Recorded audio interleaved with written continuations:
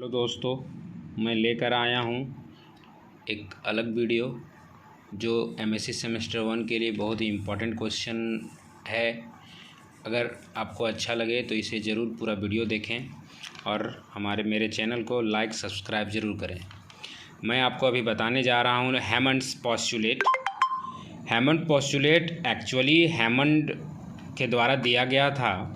जो रिएक्शंस के दौरान ट्रांजिशन स्टेट्स जो बनते हैं जिसकी लाइफ पीरियड बहुत ही छोटी होती है, उसको डिक्लेयर करने के लिए, उसे अच्छे से समझाने के लिए हैमंड्स ने कुछ पोस्टुलेट्स दिए थे। उन्होंने अपने पोस्टुलेट्स में कहा था कि the transition states of a reaction resembles either the reactant or the product to which it is more similar or closer energetically. It means उन्होंने कहा था कि ट्रांजिशन स्टेट जो होता है या तो रिएक्टेंट के जैसा होगा या तो प्रोडक्ट के जैसा होगा, और जिसकी एनर्जी उसके सिमिलर आएगी उसके अनुसार से उसको हम लोग मान लेते हैं। एक्चुअली उनका कहना यह था कि हैमंड पोस्टुलेट के अनुसार से ट्रांजिशन स्टेट्स जो है उसका स्ट्रक्चर रिएक्टेंट के जैसा मिलता है या तो प्रोडक्ट के जैसा मिलता है, और उसी के आधार पे हम लोग उसको अलग कर लेते हैं। Hammond postulates allow us to gain some insight on the transition state for a given reaction. तो यहाँ पे हम लोग देखेंगे टू टाइप्स ऑफ रिएक्शन, जिसमें पहला है एक्सर्गोनिक रिएक्शन, जिसे हम लोग एक्सोथर्मिक रिएक्शन भी कहते हैं। इट मीन्स जिसमें हीट इवॉल्व होता है यानी एनर्जी निकलती है। तो एक्सर्गोनिक रिएक्शंस में क्या होता है कि the transition state is closer to the reactants than the product in energy, therefore the transition state resembles the reactants. इसका कहने का मतलब है कि एक्सर्गोनिक रिएक्शन में ट्रांजिशन स्टेट जो होता है वो रिएक्टेंट के एनर्जी के क्लोजर होता है देन द प्रोडक्ट, इसलिए ट्रांजिशन स्टेट जो होगा रिएक्टेंट से मिलता जुलता होगा। और उसी का यहाँ पे ग्राफ प्लॉट किया हुआ है। ये आपका रिएक्टेंट हो गया, यहाँ पे आपका प्रोडक्ट है जिसकी एनर्जी बहुत ही लो है। ट्रांजिशन स्टेट्स ये वाली आपकी हो गई ट्रांजिशन स्टेट्स, ठीक है, और इसके रिसेंबल्स वो रिएक्टेंट के अनुसार हो गया। नेक्स्ट यहाँ पे हम लोग एक एग्जाम्पल देखेंगे, SN2 रिएक्शंस का एक एग्जाम्पल है जिसमें OH माइनस बैक अटैक करेगा। सॉरी, यहाँ पे थोड़ी सी गड़बड़ी हो गई है, तो आप लोग खुद से सुधार सकते हैं इसे, है ना। आप लोग 12 में भी पढ़े होंगे इसे। तो यहाँ पे क्या है कि एक कंसर्टेड मैकेनिज़्म चल रहा है जिसमें ब्रेकिंग और फॉर्मेशन ऑफ बॉन्ड दोनों चल रहा है। तो इस रिएक्शन में कहता है कि in this reaction the CI bond यानी carbon iodine bond is replaced by a strong carbon oxygen bond, and here the transition state resembles to the reactant।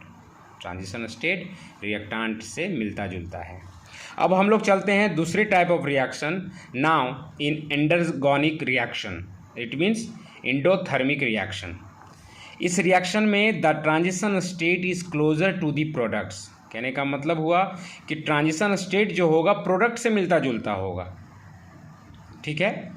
जैसे हम लोग एक्सर्गोनिक में अभी देखे कि ट्रांजिशन स्टेट जो है वो रिएक्टेंट से मिलता जुलता है, लेकिन इस केस में एंडोगोनिक रिएक्शन केस में, जो इसे एंडोथर्मिक रिएक्शन भी कहते हैं, इस केस में ट्रांजिशन स्टेट जो है हमारे प्रोडक्ट से मिलता जुलता है।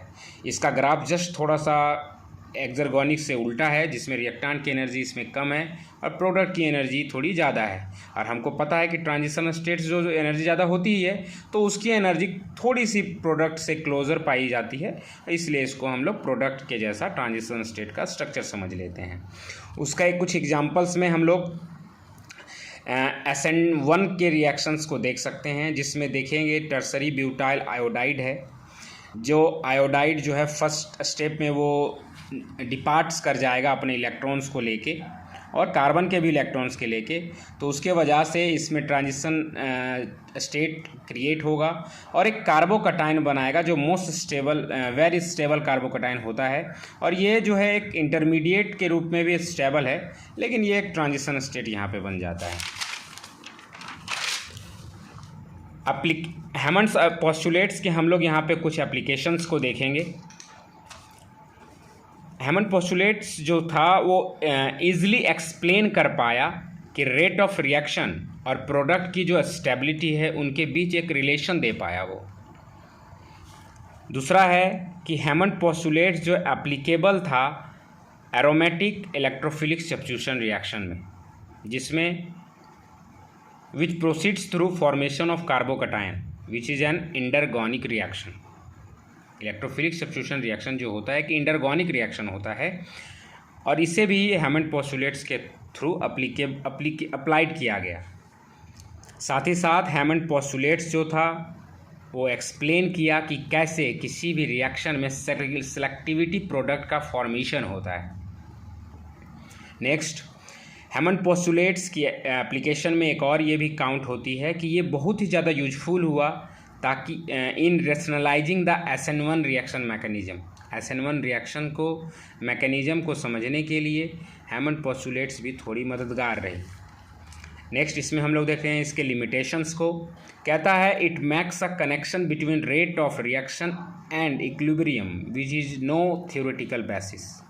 कहने का मतलब है कि ये तो connection between rate of reaction और इक्विलिब्रियम के बीच का जो थ्योरेटिकल बेसिस था उसको अच्छे से एक्सप्लेन नहीं कर पाया। आल्सो इसके लिमिटेशंस में हम लोग जानेंगे कि it is not able to explain linear free energy relationship. हम लोग जान रहे हैं कि linear free energy relationship Hammond ने दिया था और इसको जो है हैमंड्स ने एक्सप्लेन नहीं कर पाया। ओवरऑल हम यहाँ पे जानते हैं कि हैमंड्स पोस्टुलेट्स स्पेशली आई थी ताकि रिएक्शंस के दौरान ट्रांजिशन स्टेट्स जो बनता है उसको अच्छे से समझा जा सके। Thank you for watching my video. अगर आपको अच्छा लगे तो मेरे चैनल को लाइक, सब्सक्राइब, शेयर ज़रूर करें। धन्यवाद।